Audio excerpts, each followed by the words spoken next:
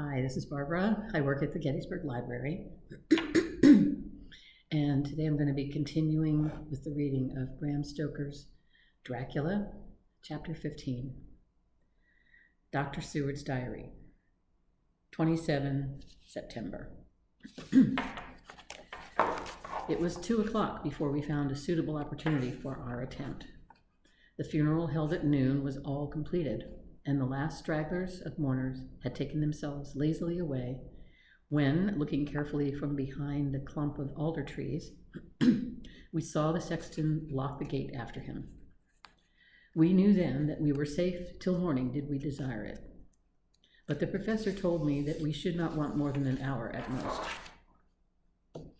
Again I felt that horrid sense of the reality of things, in which any effort of imagination seemed out of place, and I realized distinctly the perils of the law which we were incurring in our unhallowed work. Besides, I felt it was all so useless, outrageous as it was to open a leaden coffin to see if a woman dead nearly a week were really dead. It now seemed the height of folly to open the tomb again, when we knew from the evidence of our own eyesight that the coffin was empty. I shrugged my shoulders, however, and rested silent, for Van Helsing had a way of going on his own road, no matter who remonstrated.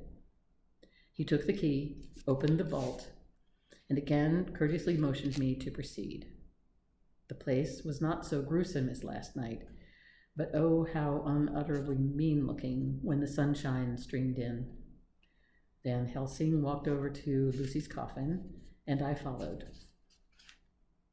He bent over and again forced back the leaden flange, and then a shock of surprise and dismay shot through me. There lay Lucy, seemingly just as we had seen her the night before her funeral. She was, if possible, more radiantly beautiful than ever, and I could not believe that she was dead. The lips were red, nay, redder than before, and on the cheeks was a delicate bloom. "Is this a juggle?" I said to him.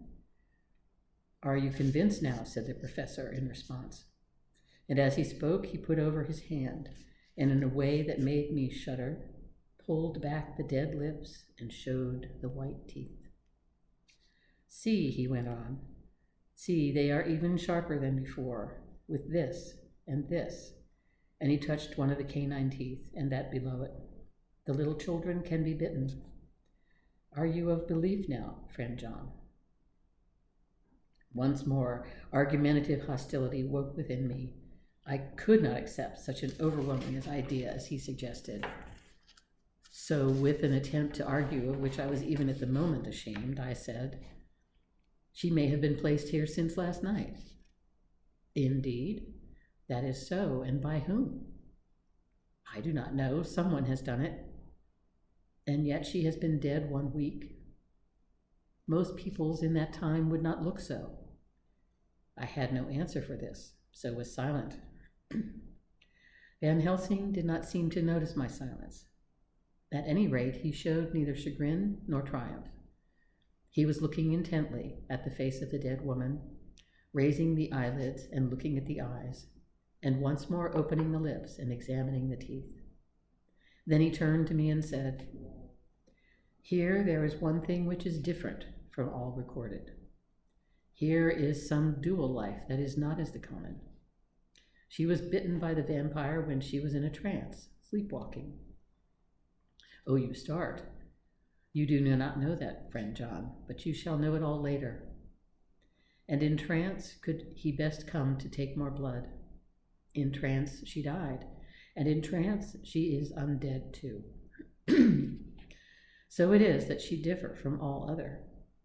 Usually when the undead sleep at home," as he spoke, he made a comprehensive sweep of his arm to designate what to a vampire was home, "their face show what they are. But this so sweet that was, when she not undead, she go back to the nothings of the common dead. There is no malign here, see, and so it make it hard that I must kill her in her sleep." This turned my blood cold, and it began to dawn upon me that I was accepting Van Helsing's theories. But if she were really dead, What was there of terror in the idea of killing her? He looked up at me and evidently saw the change in my face, for he said, almost joyously, "Ah, you believe now." I answered, "Do not press me too hard all at once. I am willing to accept. How will you do this bloody work?" "I shall cut off her head and fill her mouth with garlic, and I shall drive a stake through her body." It made me shudder to think of so mutilating the body of the woman whom I had loved. And yet the feeling was not so strong as I had expected. I was, in fact, beginning to shudder at the presence of this being, this undead, as Van Helsing called it, and to loathe it. Is it possible that love is all subjective or all objective? I waited a considerable time for Van Helsing to begin, but he stood as if wrapped in thought. Presently, he closed the catch of his bag with a snap and said, "I have been thinking, and I have made up my mind as to what is best. If I did simply follow my inclining, I would do it now, at this moment, what is to be done. But there are other things to follow, and things that are 1,000 times more difficult, in that them we do not know. This is simple. She have yet no life taken, though that is of time, and to act now would be to take danger from her forever. But then we may have to want Arthur, and how shall we tell him of this?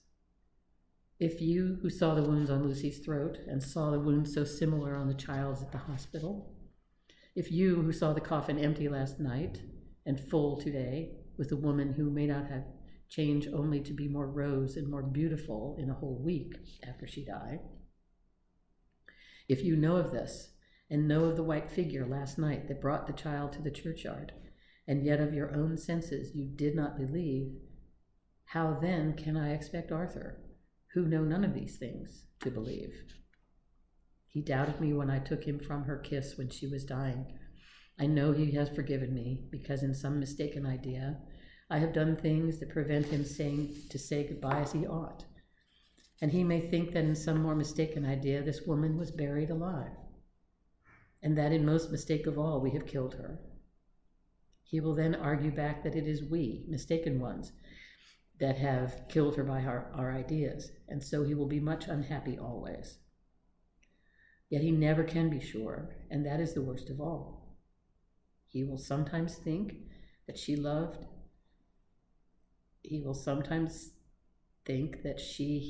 was buried alive, and that is the worst of all. And that will paint his dreams with horrors of what she must have suffered. And again, he will think that we may be right, and that his so beloved was, after all, an undead. No, I told him once, and since then I learned much.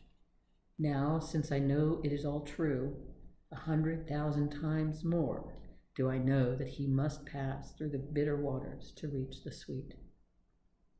He, poor fellow, must have 1 hour that will make the very face of heaven grow black to him. Then we can act for good all round and send him peace. My mind is made up. Let us go. You return home for tonight to your asylum, and see that all be well. As for me, I shall spend the night here in this churchyard in my own way. Tomorrow night you will come to me to the Berkeley Hotel at 10 of the clock. I shall send for Arthur to come too, and also that so fine young man of America that gave his blood. Later we shall all have work to do. I come with you so far as Piccadilly and there dine, for I must be back here before the sunset. So we locked the tomb and came away, and got over the wall of the churchyard, which was not much of a task, and drove back to Piccadilly. Note left by Van Helsing in his portmanteau, Berkeley Hotel, directed to John Seward, M.D. Not delivered. 27 September. Friend John, I write this in case anything should happen. I go alone to watch in that churchyard. It pleases me that the undead Miss Lucy shall not leave tonight, so that on the morrow night she may be more eager. Therefore I shall find some things she like not, garlic and a crucifix, and so seal up the door of the tomb. She is young as undead, and will heed.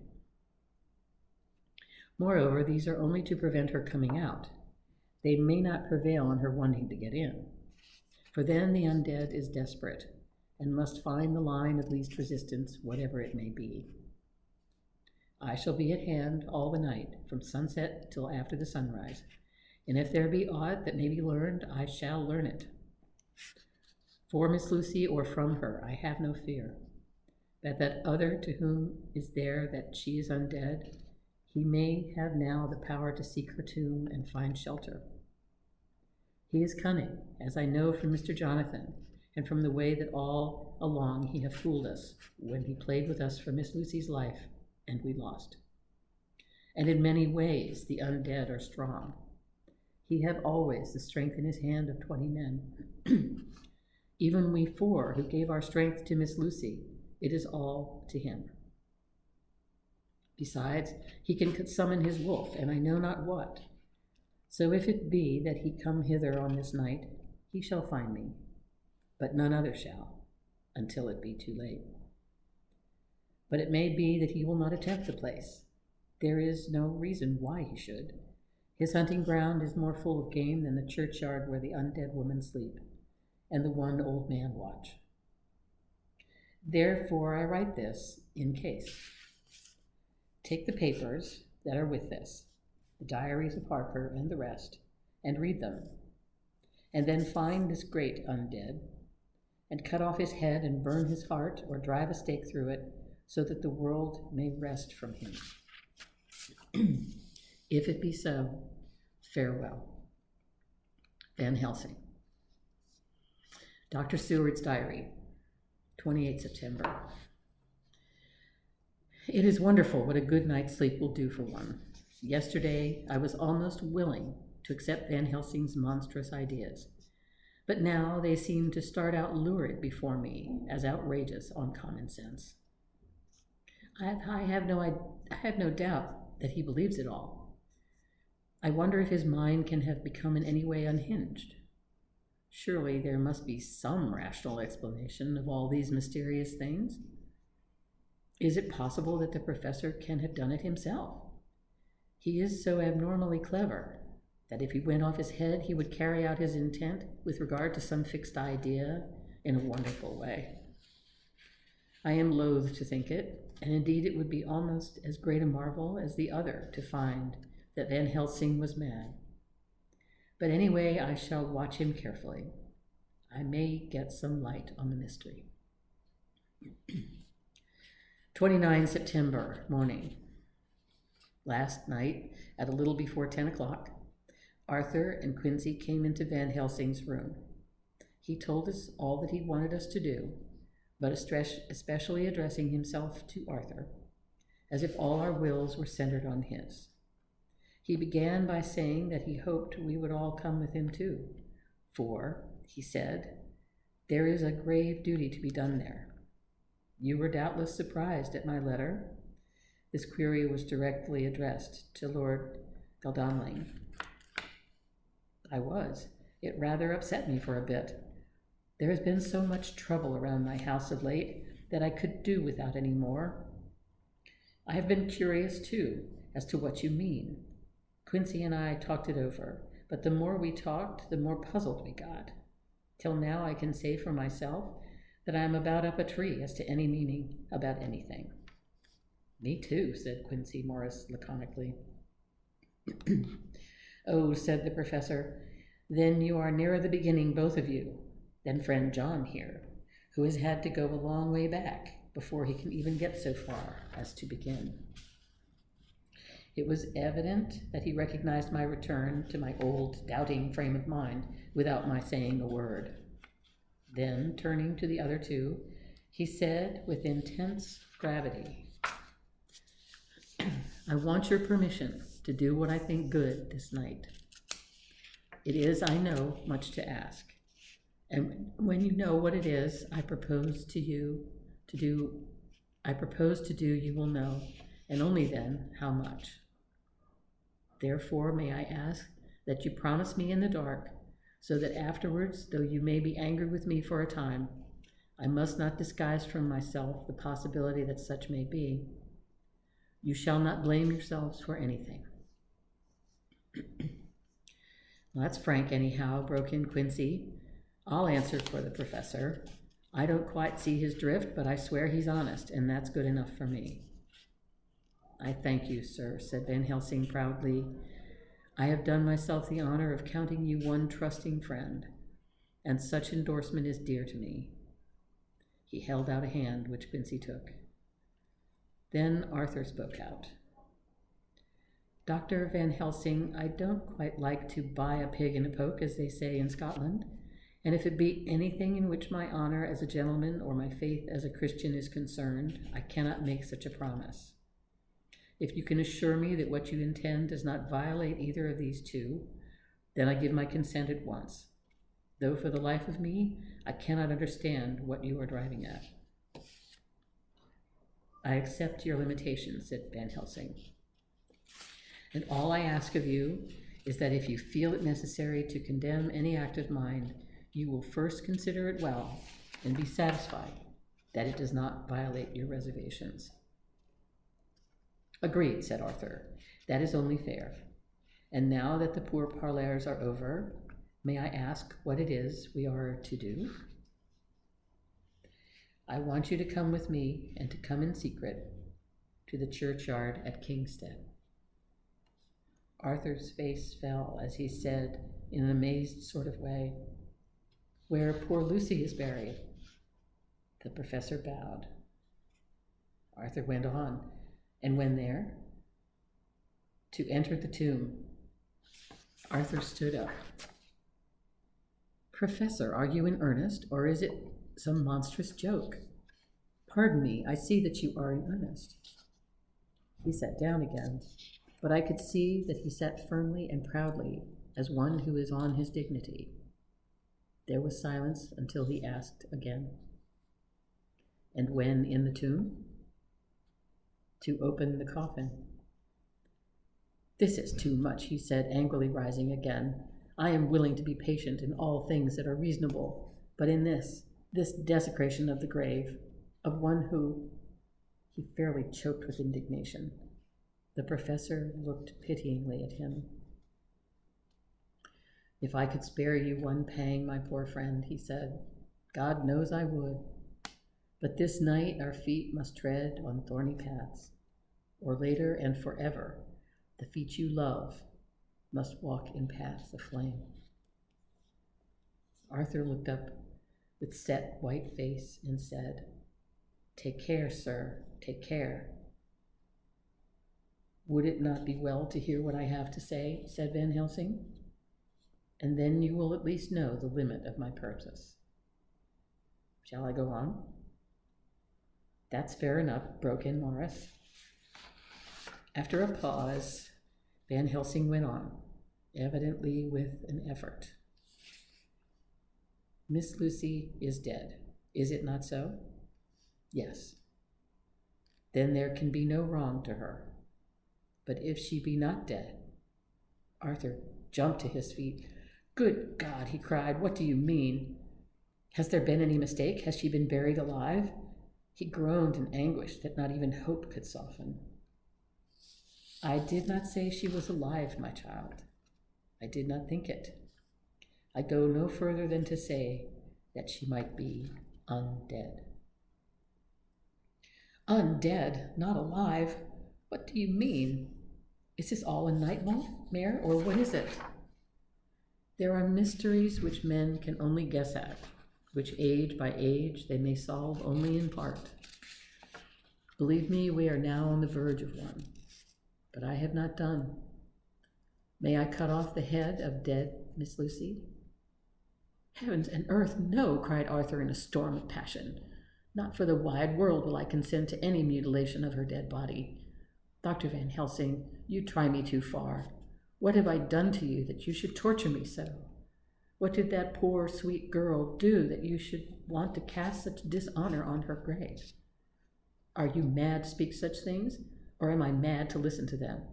Don't dare to think more of such a desecration. I shall not give my consent to anything you do.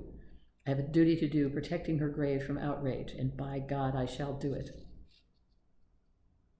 Van Helsing rose up from where he had all the time been seated and said gravely and sternly, "My Lord Godalming, I too have a duty to do, a duty to others, a duty to you, a duty to the dead, and by God I shall do it.